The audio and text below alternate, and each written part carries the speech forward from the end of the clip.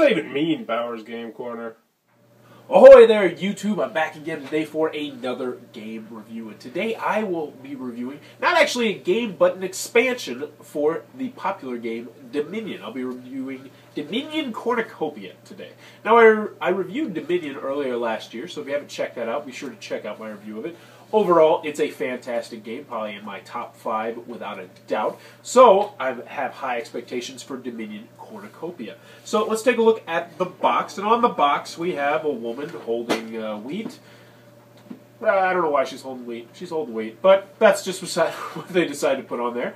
And on the back, we have a brief description of God knows what. It talks about the fields and autumn. It seemed like the summer would never end, but the fortune teller was right. And it's like, what? I know they want to make this a big story-driven game, but let's be honest. This is Dominion. This is not a story-driven game, but that's not necessarily a bad thing. The box itself is pretty small. I'd say it's about 1 foot by about 8 inches, about 2 to 3 inches tall, so it's not too big, not too small. And let's have a look inside and see what is in this bad boy. Inside of Dominion Cornucopia, you're going to get a couple things. First and foremost, you're going to get your little rule book, full colored front and back, and you're really not going to need it if you know how to play Dominion too much. There's only one special card that's really going to leave you scratching your head, but if you read the cards, you can probably figure it out yourself, and we're going to go over that card a little bit, and that's the tournament card. But you probably won't use that more than once. So, what are you getting inside here? You got a nice little separator, you got your card slots. You're going to be getting 13 new cards for Dominion. So that's a good chunk of cards. They're sorted out the typical way that Dominion ones are, with their little racks and shelves and whatnot.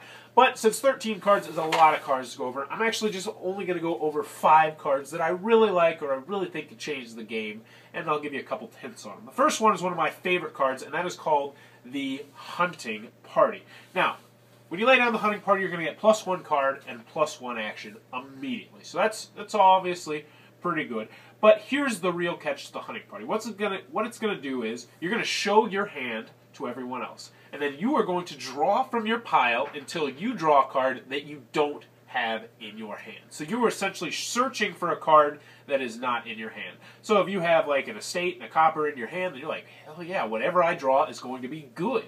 I mean, you might draw gold. If you get some special cards, we'll talk about in a couple minutes, it's going to be a lot easier to get to that card. So the Hunting Party is one that I personally really like. The one thing I will say about the Hunting Party is your game will not be 30 minutes with the Hunting Party. This will definitely prolong your game. But if this is out there, I would definitely snatch up a couple of these. In fact, I might snatch up as many as I could because I love this card. It's essentially +2 cards, +1 action. Great card. Next one, a lot of people don't mess with because it is a little bit confusing, and that is the Fairgrounds. Now, the Fairgrounds is worth 2 victory points for every 5 differently named cards in your hand. So, or in your deck, excuse me. So that's at the end of the game. If you have 5 cards, this is worth 2. If you have 10 cards, this is worth 4. If you have 15 cards, this is worth 6. I don't know how the hell you get 20, but if you have 20 cards, this is worth 8. So what you're really hoping to do in this is if you're going to have a very diverse hand. And the great thing about that is you can do this kind of sneakily. You could buy a nice little diverse portfolio of cards and you can just have one of everything. And once you get to that magical 15, what you can do is start buying these things and they'll be worth the same amount as provinces, but for only 6 coins. These are very, very nice cards if you use them properly. Highly recommend trying out the Fairgrounds if they're out there for you to try. Next one is an attack card. A very dirty attack card that will completely change the game, let me tell you. This is the Jester. Now, when you play the Jester, you're going to get +2 coins. Now, every other player, unless they have a mode, of course, is going to flip over the top card of their deck and show it to you. They're also going to discard it. Now, well, here's what happens.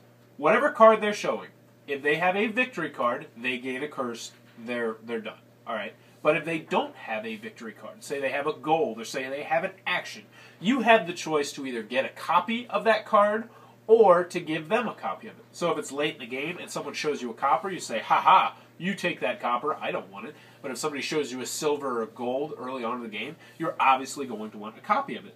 Now, say if someone has an expensive card, somebody has a festival or something really nice, a 5 or 6 coin card, you can get a copy of it. So this will definitely change the game.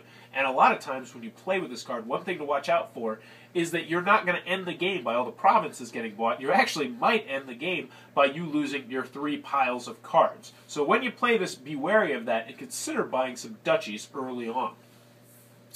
Next is another one of my personal favorites. That is the Horn of Plenty. Now this is worth 0 coins for the get-go, but when you play this, gain a card costing up to 1 per differently named cards you have in play. What does that mean? That means if you get this with your first hand, say, and then a couple hands down the road, you play this, 1 copper and 1 silver. You play this card, 1 copper, 1 silver, you're going to have 3 coins. So you'll be able to buy something that costs 3. Now, in addition, since you have the Horn of Plenty, you have 3 cards in play. You have a copper, you have a silver, and you have the Horn of Plenty. So what that means is, in addition to your 3 coins you'll be able to spend on something, you'll also be able to buy something with your Horn of Plenty that costs 3. So the more cards you have in play, the nicer cards you get. So once you start getting some action cards that connect to each other, you can really get some nice free cards with this Horn of Plenty. A fantastic card. Now there is one catch to this. If you buy victory cards, this thing gets trashed. But let's be honest, if you can use this and get a province, you are definitely going to say, I have no problem trashing this bad boy and getting a province. Great card to use and try out. Now the last one that I'm going to talk about is the tournament. Now this is the card that you will need to use the instruction booklet for. It is slightly confusing the very first time you use it, but don't worry, it's actually a very simple card. You play the tournament, costs 4 coins, you're going to get +1 action no matter what. So you get your +1 action. Now here's what's going to happen. Everyone, including you, is going to show if they have a province. Now if you have a province, you are going to discard your province, and you are going to gain a duchy, awesome, or a special prize, which we'll talk about in a second. Now, if someone else has a province, then if you show your province, you still get your prize or your duchy, but you don't get the added bonus. So, if you play this card, no one has a province, including you, you get +1 action, +1 card, and +1 coin.